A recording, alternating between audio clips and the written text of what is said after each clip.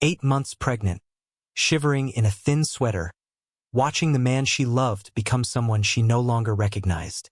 "Get out," Marcus said, his voice cold and empty. "I don't need you or that baby. You're worthless without me." "Please, Marcus," she begged, her voice breaking. "It's freezing outside. Where am I supposed to go?" "I don't care," he said, tossing her small suitcase onto the snow-covered lawn. "Find someone else to pity you because I'm done." Behind him, standing in the doorway wearing Sarah's bathrobe, was Candace. The woman Marcus swore was just a colleague. She smiled, sipping wine from Sarah's favorite mug, her eyes gleaming with victory. "She really should go, babe," Candace said sweetly. "It's awkward having her here now that I'm moving in." Sarah stared at her husband, searching his face for any trace of the man who used to hold her when she cried, who promised he would love her through everything. But that man was gone, replaced by someone who looked at her like she was trash he needed to dispose of. "Marcus, I'm carrying your child," she whispered, her voice trembling. "How can you do this?" He stepped closer, his breath visible in the cold air. "That's your problem, not mine. You trapped me with that pregnancy. Thought I'd stay because of some kid I never wanted. You were wrong." The words cut deeper than the wind. Sarah felt her knees weaken, but she refused to fall. "Not in front of them. Not here. You'll regret this," she said quietly, tears freezing on her cheeks.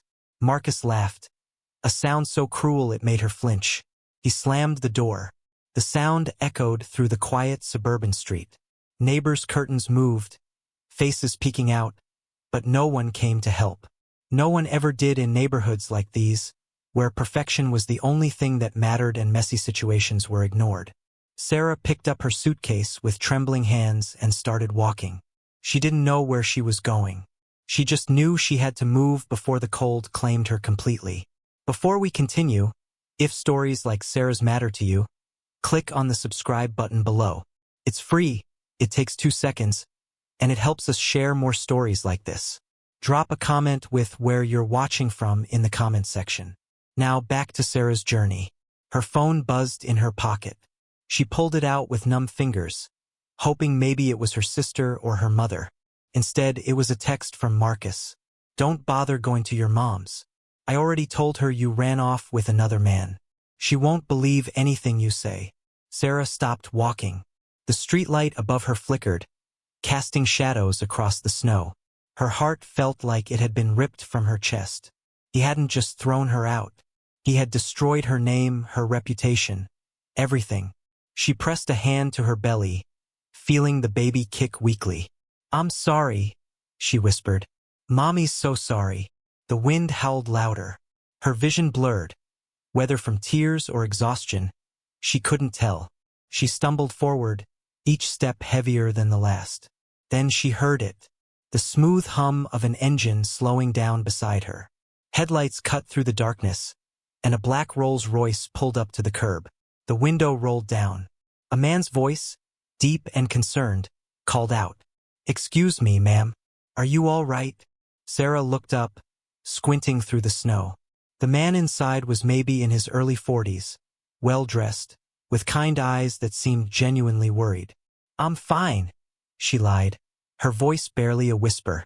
"You don't look fine," he said gently. "You're pregnant and walking in a snowstorm. Please, let me help you." She wanted to say no. She wanted to tell him she didn't need anyone's charity, but her body was shutting down, the cold seeping into her bones. "I don't know you," she managed to say. "My name's Daniel," he said. "Daniel Cross, and I can't just drive away knowing you're out here like this. Please." Something in his voice made her believe him. Maybe it was desperation. Maybe it was the baby inside her begging for warmth. Whatever it was, Sarah nodded weakly. Daniel stepped out of his expensive car immediately, holding an umbrella over her as he guided her to the passenger seat. The warmth inside the car hit her like a wave, and she gasped, her body trembling violently. "When's the last time you ate?" Daniel asked, glancing at her with concern. She couldn't remember. "This morning, I think." He didn't say anything. He just drove. his jaw tight with anger at whoever had left her in this condition. They pulled up to a diner on the edge of downtown Chicago. The neon sign buzzed softly, casting pink and blue light across the snow. Daniel helped her inside, and the warmth of the place made her knees buckle. He caught her, steadying her gently. "Easy," he said. "Let's get you sitting down." They sat in a corner booth. The waitress, an older woman with kind eyes, brought over hot coffee and water without being asked. "What can I get you, honey?" she asked Sarah, her voice full of sympathy. "I'm not hungry," Sarah whispered. Daniel shook his head. "She'll have the chicken soup, mashed potatoes, and whatever your best meal is tonight. And keep the coffee coming." The waitress nodded and disappeared. Sarah looked at him, confused and overwhelmed. "You don't have to do this," she said. "I know," Daniel replied, "but someone should." When the food came, Sarah ate slowly at first, then faster as her body remembered what hunger felt like. Daniel watched quietly, sipping his coffee, his expression unreadable. "What's your name?" he finally asked. "Sarah," she said softly. "Sarah," he repeated, as if committing it to memory. "Do you have somewhere safe to go tonight?" She shook her head, fresh tears threatening to fall. Daniel leaned back, thinking. "There's a shelter not far from here. Good people run it. I can take you there. Make sure you're taken care of." "Why are you helping me?" Sarah asked, her voice breaking. "You don't even know me." He looked at her for a long moment, something heavy in his eyes. "Because a long time ago, someone I loved was left out in the cold. And no one helped her." The weight of his words settled between them. Sarah didn't ask what happened to that person. She already knew from the sadness in his voice. They finished eating in silence. When Daniel paid the bill, he left a $100 tip, and the waitress's eyes went wide. "God bless you, sir," she whispered. Outside, the snow had stopped, but the cold was still brutal. Daniel drove Sarah to the shelter, a warm brick building with lights glowing in every window. He walked her to the door, spoke quietly to the woman in charge, and handed her an envelope. "This should cover whatever she needs," he said. The woman looked inside and gasped. "Sir, this is too much." "It's not enough," Daniel said simply. He turned to Sarah, his expression gentle. "You're going to be okay.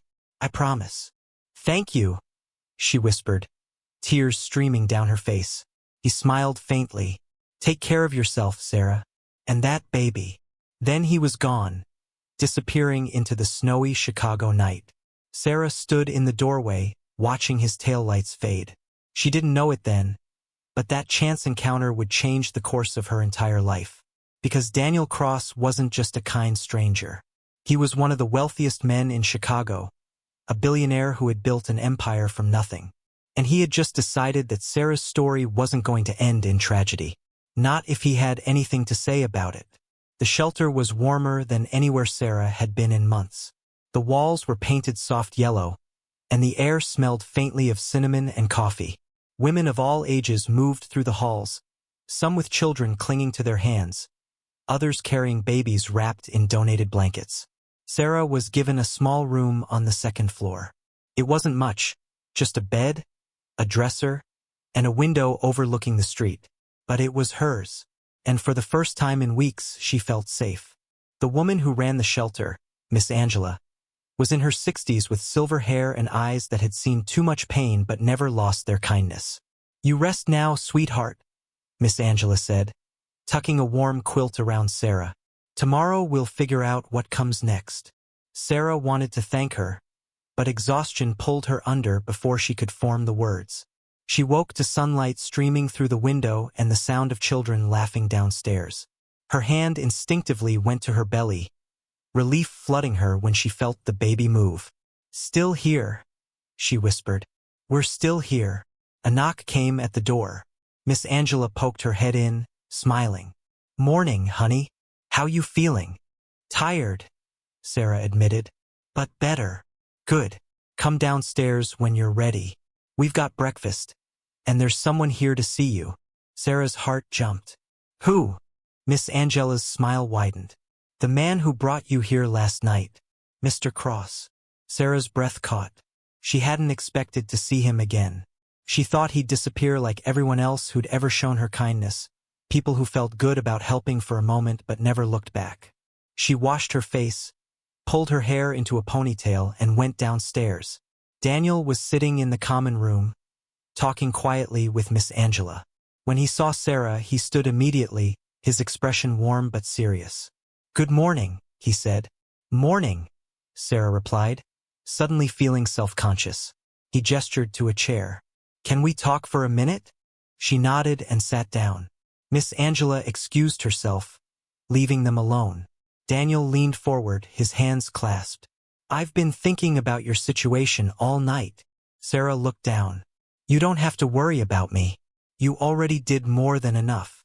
"I disagree," he said firmly. "You're 8 months pregnant with nowhere to go. That's not okay." "I'll figure it out," she said, though her voice lacked conviction. "I'm sure you would," Daniel said. "But you don't have to. I want to offer you a job." Sarah's head snapped up. "A job?" He nodded. "I run a foundation that helps women rebuild their lives after trauma.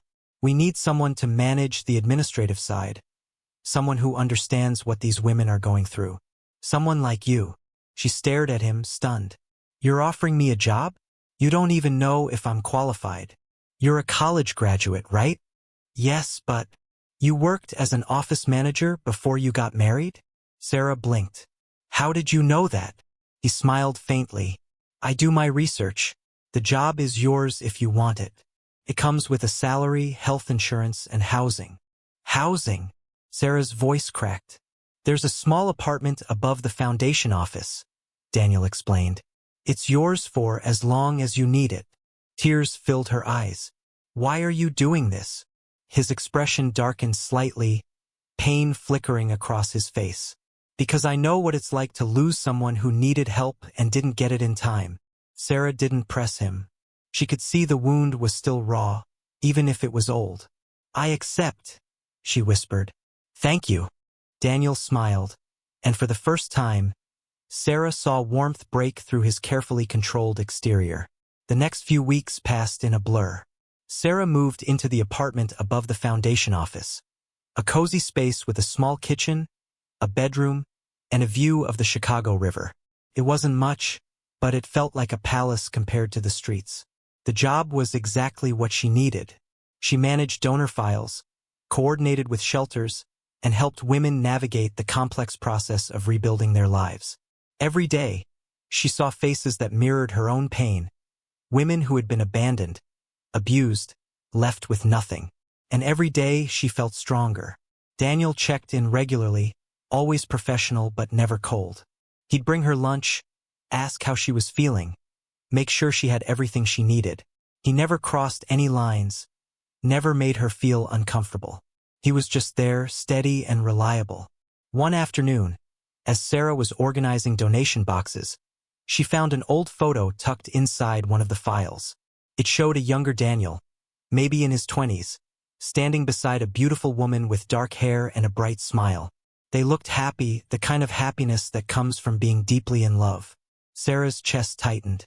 She knew instinctively that this was the woman Daniel had mentioned, the one no one had helped. "That's my wife." Daniel's voice came from behind her. Sarah jumped, clutching the photo. "I'm sorry. I didn't mean to." "It's okay," he said quietly, walking over. He took the photo gently, staring at it with an expression Sarah couldn't quite read.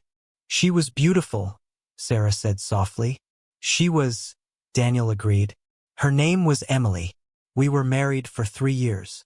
Sarah waited, sensing he needed to say more. "She got sick," Daniel continued, his voice thick. "Cancer. We didn't have money for treatment back then. I was just starting out, working 3 jobs, trying to save enough. But it wasn't enough. She died waiting for help that never came." Sarah's heart broke. "Daniel, I'm so sorry." He looked at her, his eyes glistening. "That's why I do this. That's why I built the foundation. So no one else has to die or suffer alone because they couldn't afford help." Sarah reached out, placing her hand over his. "Emily would be proud of you." He smiled sadly. "I hope so." They stood there for a moment, Two people bound by loss, by pain, by the quiet understanding that sometimes life breaks you before it teaches you how to heal. 3 weeks before Sarah's due date, everything changed. She was at the foundation office, filing paperwork, when her phone rang. The number was unfamiliar, but something made her answer. "Hello, Sarah." Her blood ran cold. It was Marcus. "What do you want?" she asked, her voice hard. "I need to talk to you," he said, his tone uncharacteristically soft. "Please, just hear me out." "No," she said immediately. "You threw me out, Marcus. You told my mother I ran away. You destroyed everything." "I know," he said quickly. "And I'm sorry. I made a mistake." Sarah laughed bitterly. "A mistake? You left me to freeze in the snow while you moved your mistress into our house. That's not a mistake. That's a choice." "Candace is gone," Marcus said. "She left me, took half my money and disappeared. Sarah, I was wrong. I need you. I need our family back." Sarah's hand instinctively went to her belly. "You don't get to do this. You don't get to come back now that you're alone." "Please," Marcus begged, his voice breaking. "I'll do anything. Just give me another chance." For a moment, Sarah felt a spark of the old love, the part of her that still remembered the man Marcus used to be. But then she remembered the cold, the fear, the way he laughed while she begged. "No," she said firmly. "I'm done, Marcus. I'm done being your safety net." She hung up. Her hands were shaking. Daniel appeared in the doorway, concern etched on his face. "You okay?" he asked. She shook her head, tears streaming down her face. "He called. Marcus called. He wants me back." Daniel's jaw tightened. "What did you say?" "I said no," Sarah whispered. "But it still hurts." Daniel walked over, kneeling beside her chair. "You did the right thing. You're stronger than you think." She looked at him, her vision blurred by tears. "I don't feel strong." "You are," he said firmly. "You survived. You rebuilt. You're about to bring a life into this world.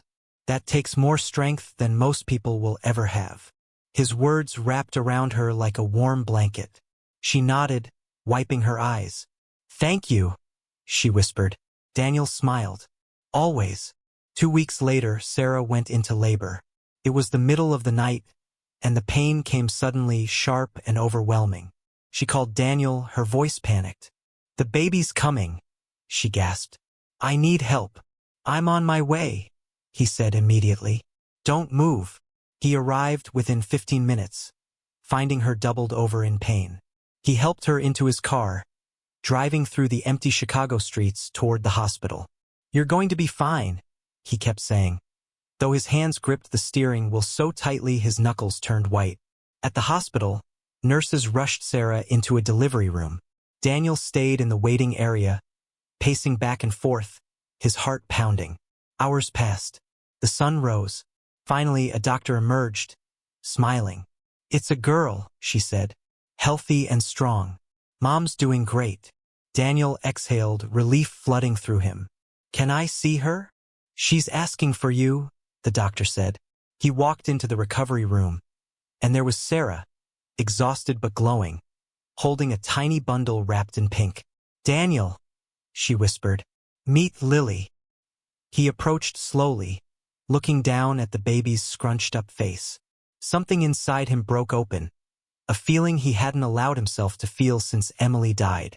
"She's perfect," he said, his voice thick. Sarah smiled, tears streaming down her face. "I wouldn't be here without you." "She wouldn't be here." Daniel shook his head. "You did this. You survived. You're the strongest person I know." Their eyes met, and in that moment, something shifted between them. It wasn't romantic, not yet, but it was deep and real and full of possibility.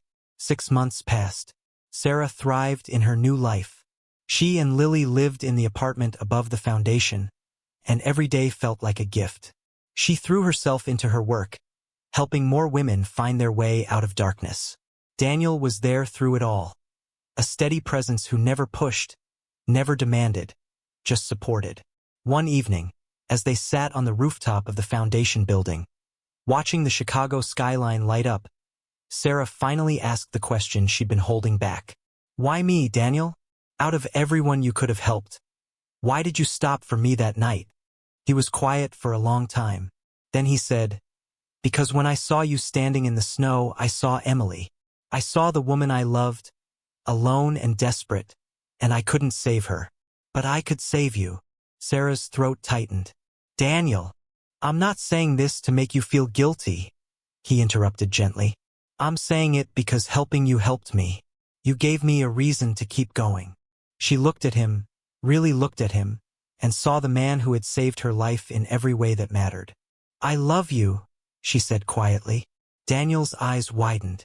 Sarah, I know it's complicated, she continued.